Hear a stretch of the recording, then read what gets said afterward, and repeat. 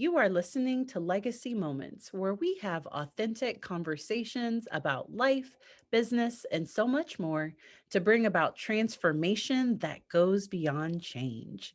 I am your host, Dr. Patrice Berry, and I am joined by my co host and mom, Johnny Lloyd.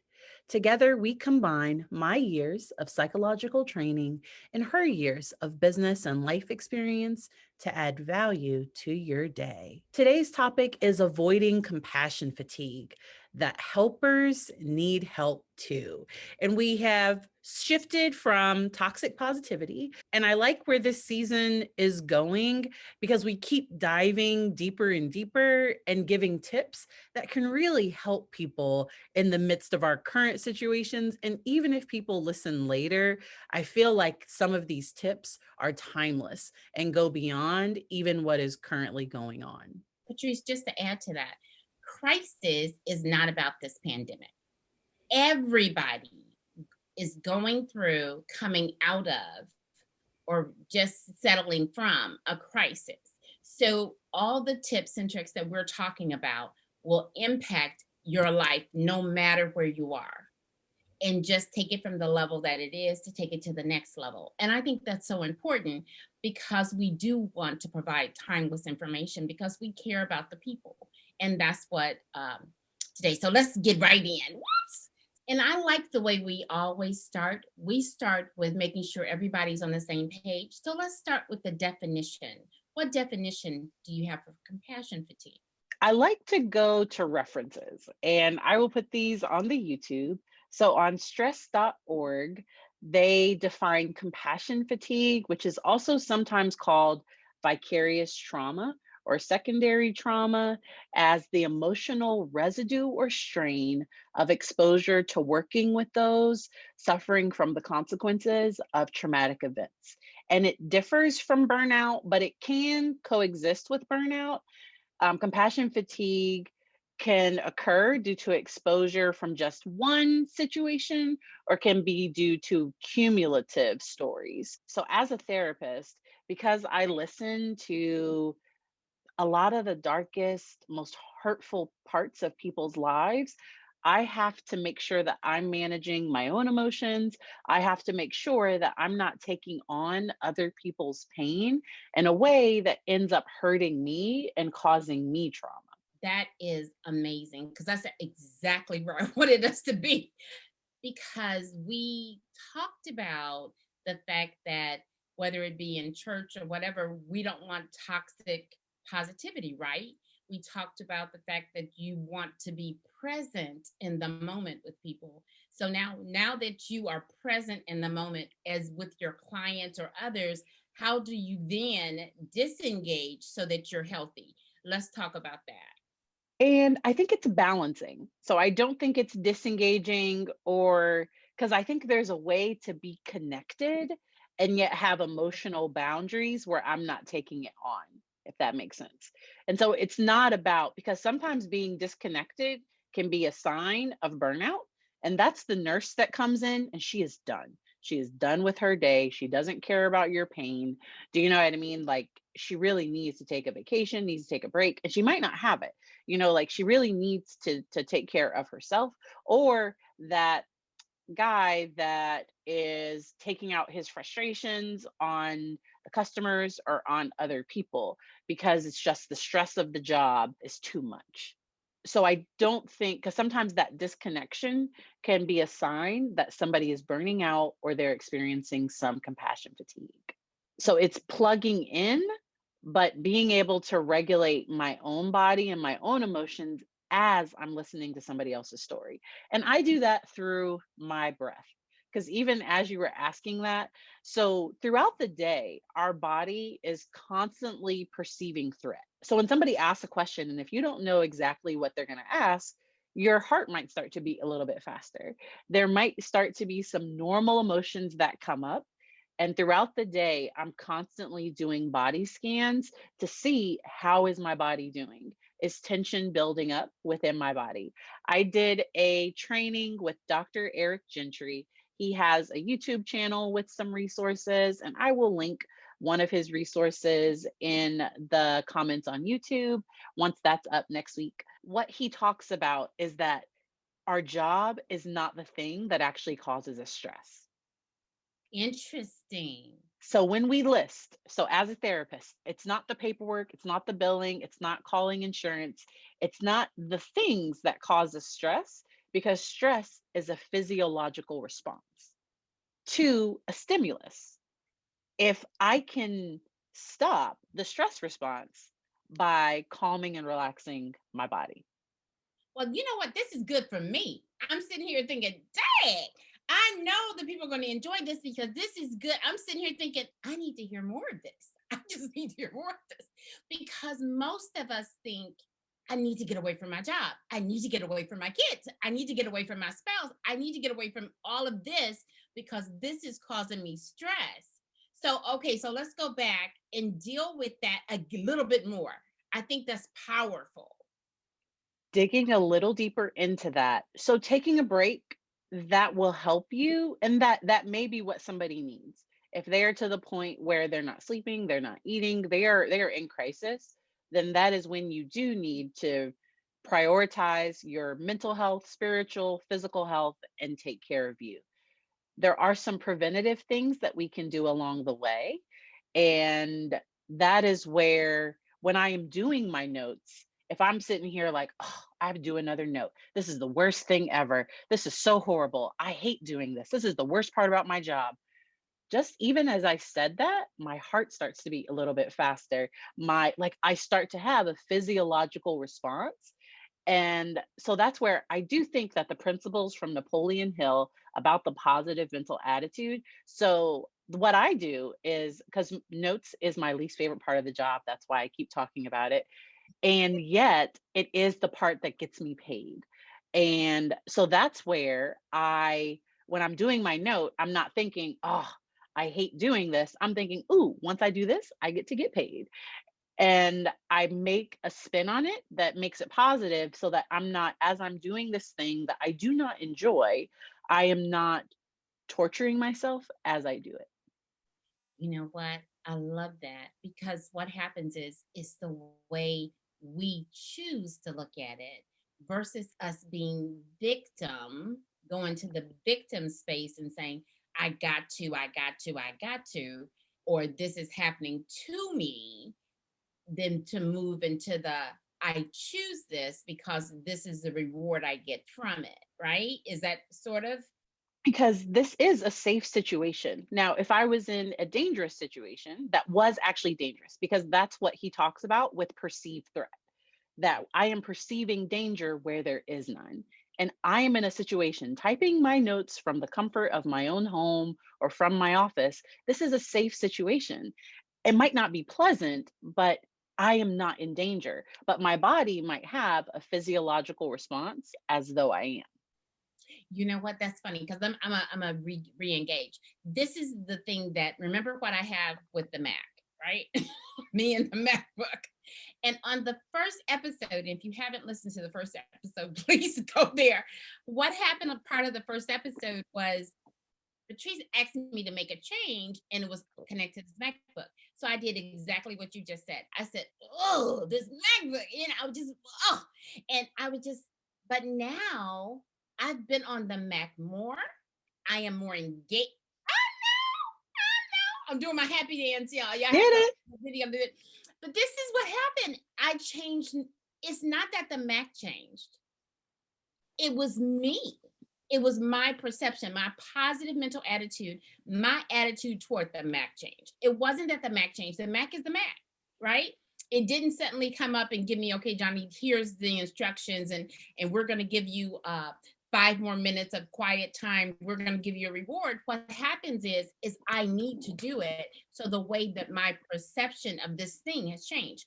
So sometimes what happens is the anxiety is self-imposed, my anxiety for the Mac. So I've shifted it. I've owned it, and I said, now what? Or and I think that's important. I think that's really important when we self-regulate. That was one of the tips. One of the tips is we have to self-regulate. Now, one of the things you said also before we self-regulate is self-awareness. We need to know that we're in that space. that this is the way my body's feeling, right? And then we self-regulate. So speak to that. Am I going in the right direction? You definitely are. And I also do want to note that if somebody is working 20 hours a day where they're not getting enough sleep, they're not doing any physical exercise, they're not feeding their body. And so this is a mind, body, spirit, mental health. Like everything has to be, we have to be addressing all of those areas in order to help avoid burnout and compassion fatigue. Because even with managing the stress in my body, if I am continuously not taking care of myself, even though I might be, having a relaxed body, that can only go for so long. I do have to make sure that I do things like eat. I do have to make sure that I do all of those different things. And so with self-awareness, I think it's being vulnerable. Mm. And the vulnerability, so Brene Brown changed my life. I was not a person, and we will probably do a whole episode just on vulnerability, but vulnerability lets me acknowledge when I am not fine. Mm. Because for me, I often wanted to be fine so much that I would run from the feeling and end up sweeping it under the rug, sweeping it under the rug. Well, guess what? At some point, you are going to trip. And now I'm going to freak out over something that is tiny, and people are going to look around like, what is wrong with her? But they don't know that it wasn't, this reaction isn't to this one thing. This is to the 20 things that have piled up over the past week. And I have found it to be more helpful to kind of manage things as they come. And I do pick and choose my battles, but Mm. I can still acknowledge that, hey, this made me upset. And then, or this, I don't like to say made, I like to own, I allowed this Yeah. to make me upset. And now I can now regulate myself. I know what things help get me to a better space. And being able to shift my mind, shift my body, shift everything over to what I want to focus on and not let this one thing mean that I now have a horrible day. Right. And I like the fact that you shifted from made, because made to me is force. Made to me is I don't have control. When I say I choose, that I get a chance to choose, that means I'm still empowered. And I think with the symptoms for compassion fatigue, it's when we choose to be healthier, when we choose to get some sleep, when we choose better self care, when we do all of those things, then we get a chance to make the fact that we might blow up on something that has nothing to do with anything. And so that's the choice when we own it. What I'm gathering from that is intentionality. We're talking about self-awareness, self-regulation, and now to intentionally deal with ourselves or the situation. Our intentions, we have to have the skills that line up with whatever our intentions are. Because some additional signs of compassion fatigue is that emotional exhaustion, reduced sense of personal accomplishment or meaning in work, mental exhaustion, decreased interactions with others, like starting to isolate self, and feeling disconnected in general from life and from other people. And then that physical exhaustion as well. Okay. And so then we deal with hypervigilance is one of the ones I saw. In sleep, we talked about that, right? And so this is the deal is that we have to know when we talk about self-awareness, we have to know what works for us. And we have to be aware of our space, what is available to us. And then we have to take the tools that we currently have to work out that space, whatever that is, because our fatigue will cause other things to be triggered. Right now, nurses, doctors, Oh, yeah. teachers, there are people right now that are experiencing and seeing so much pain, so much hurt, don't have the resources. Like there's so much going on that sometimes people do need to partner with a professional to help address some of this. And so I don't want to make it seem like this is an easy self help. Everybody can just do these three things. And you'll live a life free from compassion fatigue. Because even as a therapist, there were times that I needed to talk to a therapist, and that was my own self-care. That was me taking care of me, and that was okay. I like that. I like the fact that in so many cases, the people that take care of other people won't take the time to take care of themselves. And they feel like, but no, I need to do this, but no, I need to do that. And we look from the space of, um, especially right now, is there's nothing wrong with getting help, and that's help in your community. And when I say that, if you have five teachers, and or I'm just going to use teachers as an example, you have five friends, and all of you are saying the same thing, all of it's negativity, then you're not going to be fed in that space. You're not going to be fed in that space, right? Unless y'all shift and say, okay, now what? We've all vented. Now what? What do we go from here? And then y'all go for a walk, or y'all start laughing and talking or whatever. Just make sure that it adds value to you, that at the end of it, you feel better. Now, there are some things that you have done personally that has made me, as your mom, feel better about all the fatigue that you could have been, the pressure, I'll do that, pressure and the possible information you're getting. And it gives me, as your mom, a sense of she's doing good. And we've never talked about this. You have to Yeah. see your face. One of them is your TikTok. When you're on TikTok, it is like, I know you're still a doctor, I know you all that, but I'm telling y'all, on TikTok is like, it is so much fun. I can see the joy radiating from you.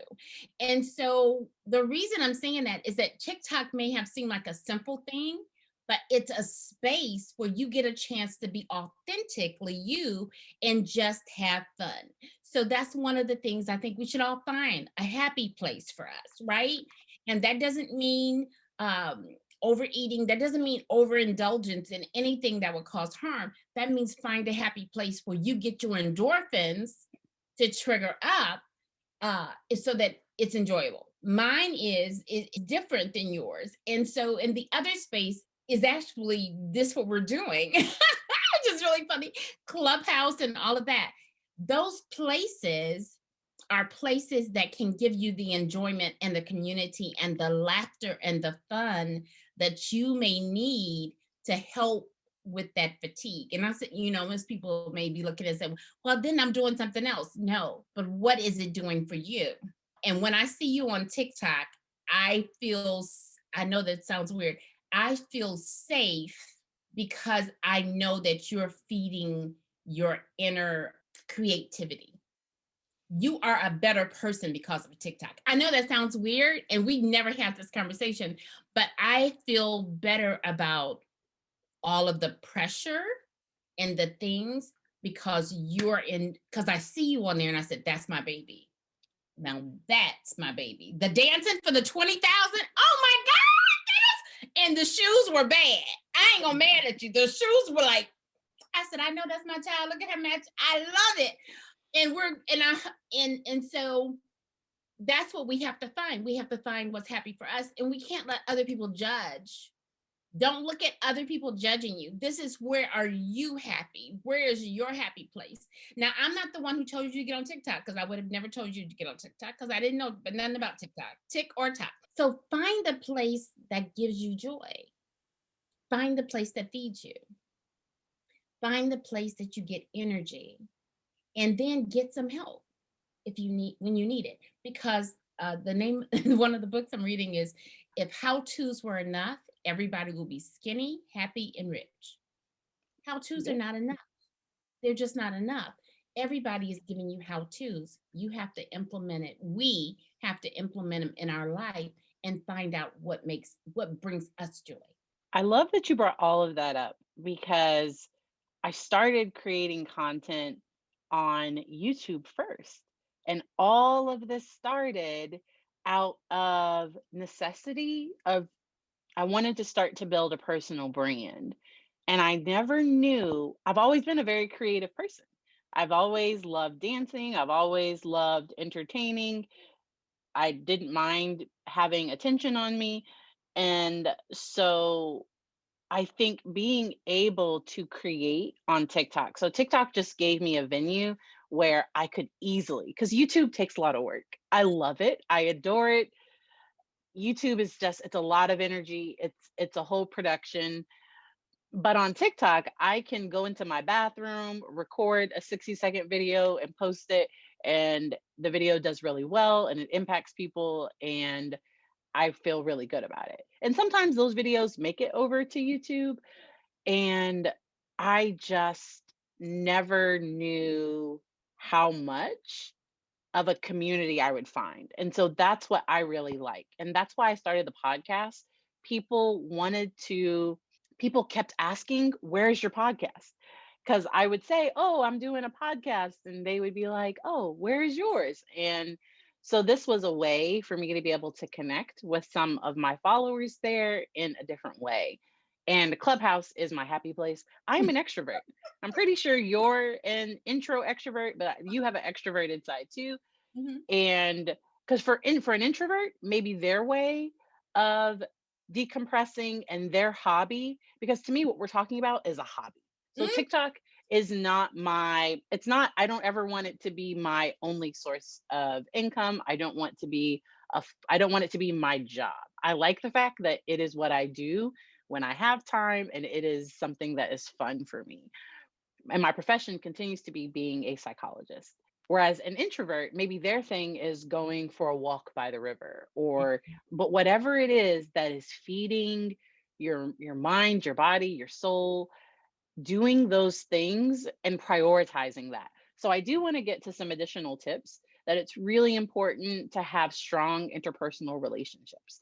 So mhm. having people that we can lean and depend on, and that can be a source of support when we need it. So during this pandemic, my husband has stepped up in phenomenal ways, and I have had to ask, because and this is just a tip. I forget if we've said it before, but men cannot read our minds. Your partner cannot read your mind.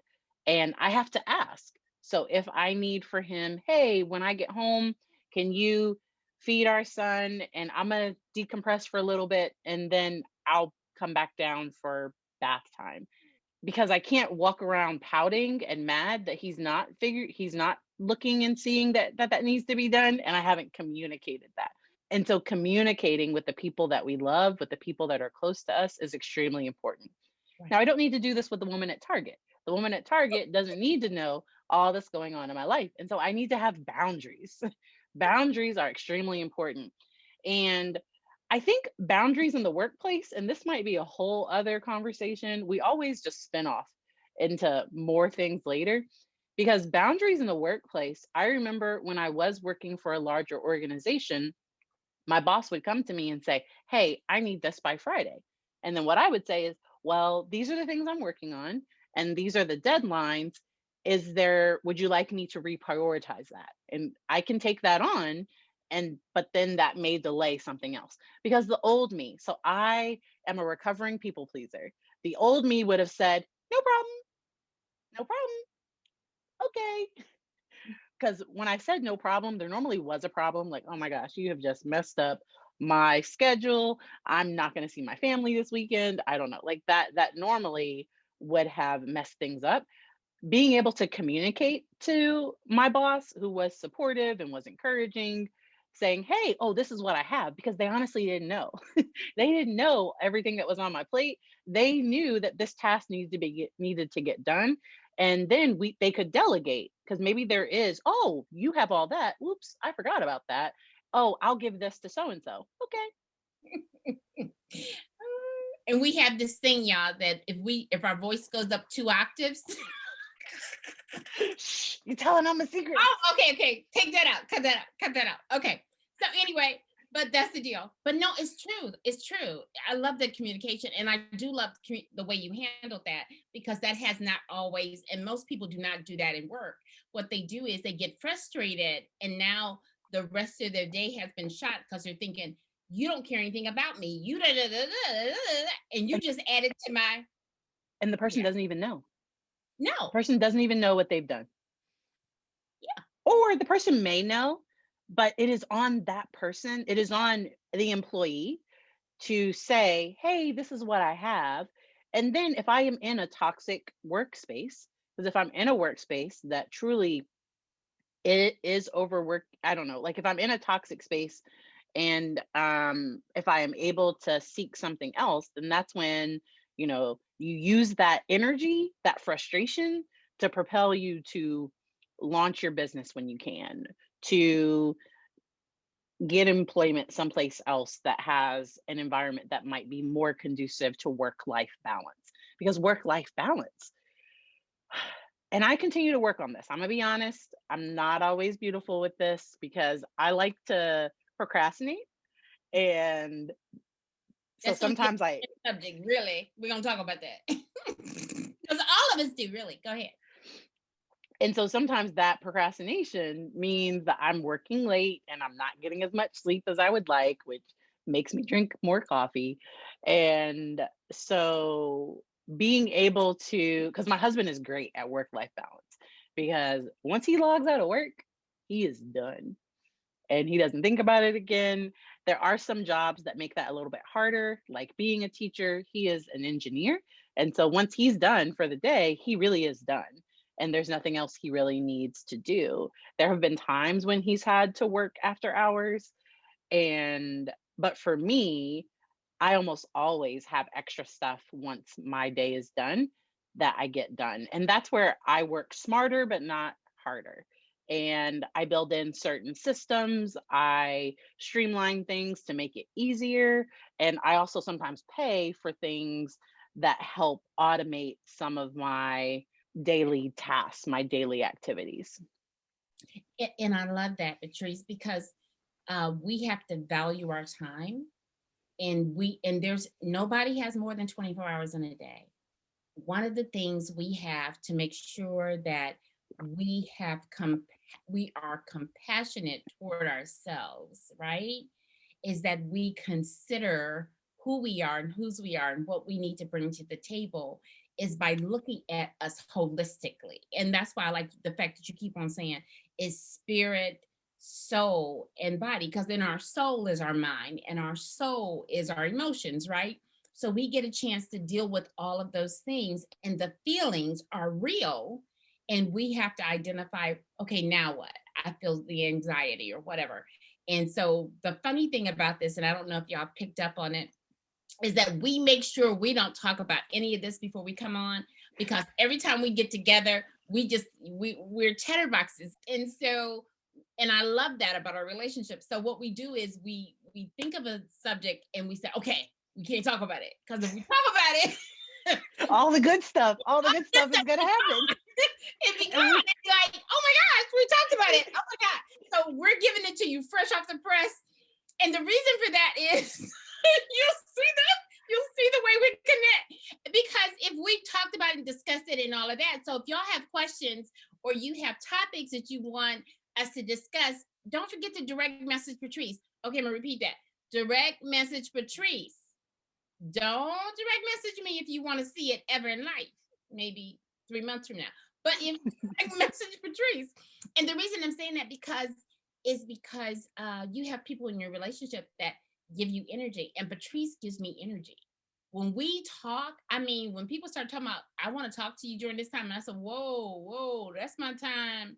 That's my time to be with my baby.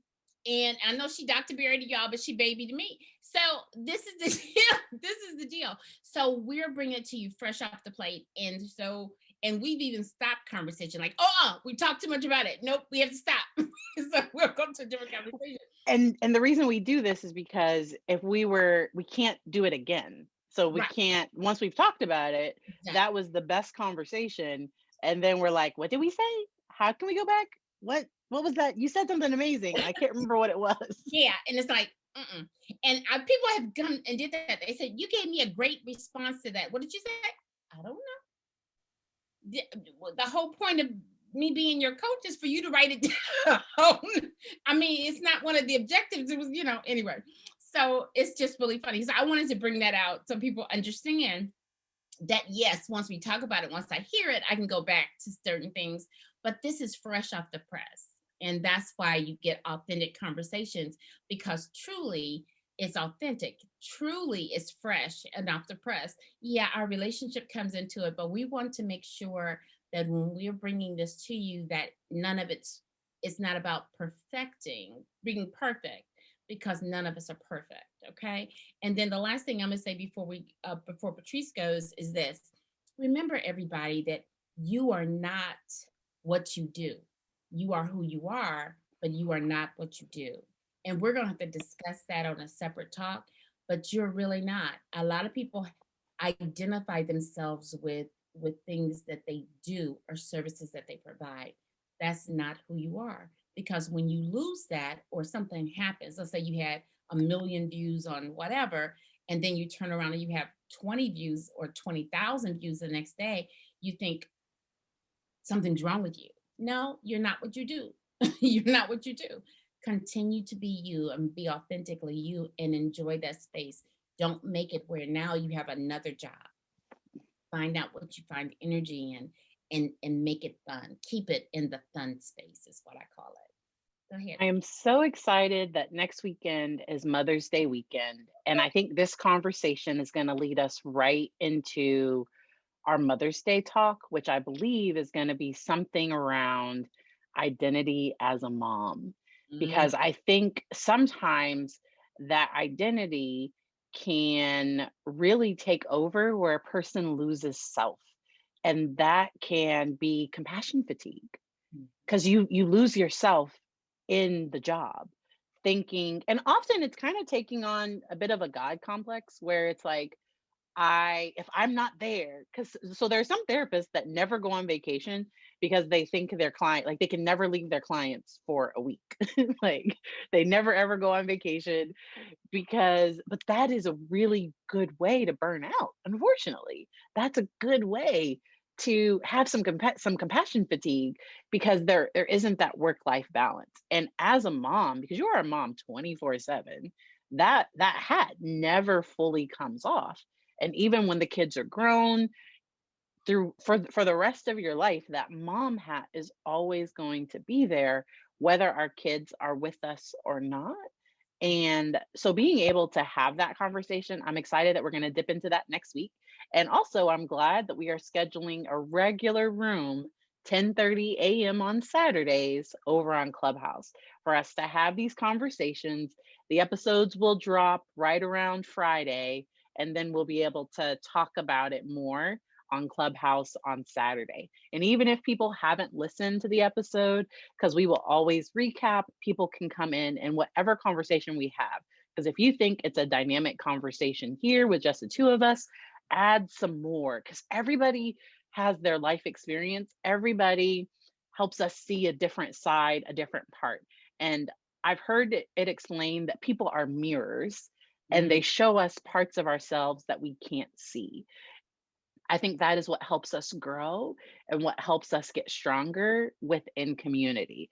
So, do you have any final tips about avoiding compassion fatigue?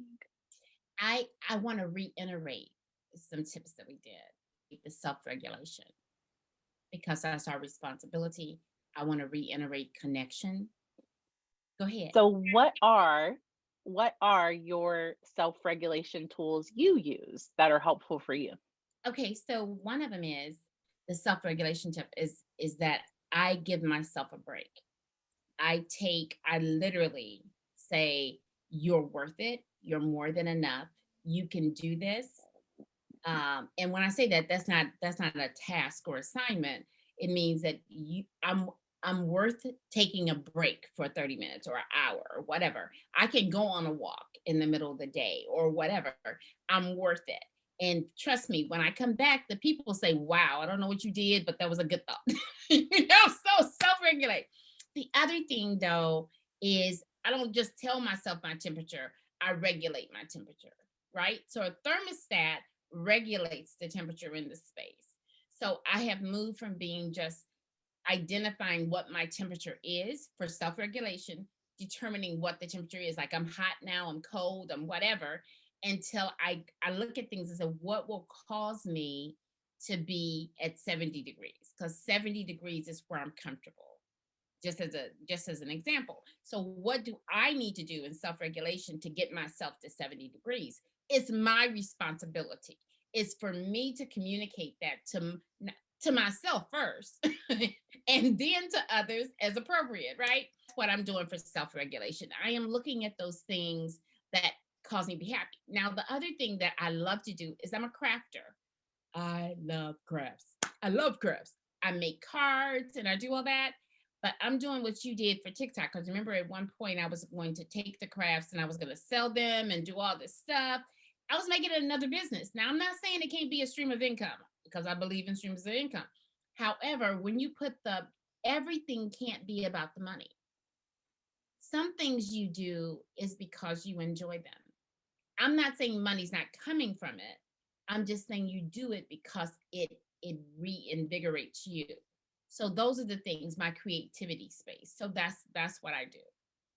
And then I connect. I love masterminds. I love connecting with people. I love the time to share. So I'm doing more intentional connections. I love that. For me, some of the biggest things I do to avoid compassion fatigue is I don't take on other people's progress or other people's stuff. My son is still young enough where, so as he gets older, so once he's in school, his grades are his grades. He earns his grades. I'm there for help and support, but his grades are not reflective on how good or bad of a parent I am. And I'll have consequences and we'll have reward, like we will have certain boundaries in place about grades. I'm not going to freak out thinking that it's about me if a grade comes back low. And just being able to partner like that. So you never did that. Like you never thought that my grades were your grades. And as a therapist, I don't work harder than my clients because sometimes somebody, when I look at their life, when I look at where they are, all they're really asking me to do is to help them manage where they are. And as a therapist, I'm like, oh my gosh, like you could go so far. I could see if you just do this, this, and this, you could totally do all of this. And yet that person has to come on that journey and I have to partner with them for what they want. And I might give hints like, hey, this could help. And then if they don't want to go that way, that's not bad. And taking judgment out of things. So I really do my best to stay in the here and now. And that is something I have to practice. So I practice those dialectical behavior therapy skills that I talk about on all my different platforms because it really helps me stay in the present moment because I have some anxiety and it tries to pull me to the future. Or sometimes, things can try to pull me back to the past. And so mindfulness helps keep me in this present moment and helps me enjoy it because I am a forward thinker. And that is a strength, but I can't stay in the future forever. I have to enjoy this present moment while I'm playing with my son and I have to put my phone someplace else. And so I think people knowing what things help them fully engage. So if my phone is right there, I'm probably not like my phone kind of keeps me disconnected. And so I've had to work on putting it away, having times away from it, having times that I'm not checking, new comments, new things on social media. Then also just protecting my peace. If I've listened to a lot of heavy stories, I want to watch something funny. I don't want to go home and watch something heavy, watch something scary, because that is not going to change my current state. I will often communicate to my partner like, "Hey, I'm in a funny mood tonight. Like I can't do a really dramatic, heavy show tonight." And being able to do that and be aware of that, once again going back to that self-awareness, I think that can be extremely important. And then my last thing is just helpers are often the worst at getting and receiving help. They're often the one that everybody else comes to. Because I know that was me. Like, I was the one that if somebody had something going on, they could come to me. I would be there for support. But when something was going on with me, I felt like I had to maintain it, I had to handle it. And Brene Brown talks about the fact that if you are doing that, you are actually not valuing other people's vulnerability. Because if you're not being vulnerable yourself, then you are not really being courageous and living that life that allows other people to show up. Now, will they always do what you want them to do? Because I might ask my husband, like, hey, this is what I need from you. And he might set a boundary and be like, oh, well, this is what I'm doing. So I can't do that. And then I have to manage my emotions if that happens. Thank you so much for listening. We truly value each and every one of you. If you would like to connect with us, you can check out our public social media. And also, we have a club over on Clubhouse called Legacy Moments. Make sure that you're following and subscribing on your favorite streaming services. And the video will be loaded to YouTube a week after it airs here on the podcast. We hope you have a great day and we look forward to connecting with you in the future.